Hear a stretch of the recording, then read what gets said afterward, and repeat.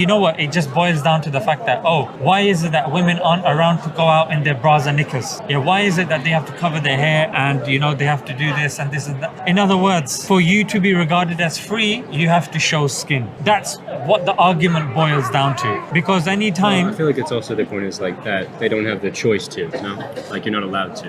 The women in the Western culture over here, they're not allowed to show their bosoms. The government would simply not afford them that choice. Why? Because morality comes from the government, or liberalism with a small L. So the government has decided in its infinite wisdom that the lower part and the upper part is regarded as private. But our counter argument is, you've been told by the government, you've been told by your definition of morality that these are the private parts. Our definition of morality, which is objective by the way, not subjective, our definition of morality is more needs to be covered. Now how can you prove your one is right and our one is wrong using the criteria of the harm principle? Can I ask why like a Muslim man then can wear, well not whatever they want, obviously they have to cover it somewhat too, but why are they allowed to wear like certain things that would like show their hair, for example, or stuff like that? Firstly, a lot of people don't know that a man has hijab as well. Our hijab is from the navel to the knees. That stays covered. For women, it's the whole body except the face, the hands and the feet. Some opt even to cover the face and some opt to cover more. Why is a man only required to cover such and a woman is required to cover such? For us, the answer is very simple. Our morality comes from God. God in his infinite wisdom, that's what he said. And if God is true, it follows whatever God has said is true as well. Now, if a person was to poke and prod this further and look at it from a empirical or a studies-based point of view, there are studies to suggest women's hair and the terms used are it has sexual significance compared to say men's hair. But for us, the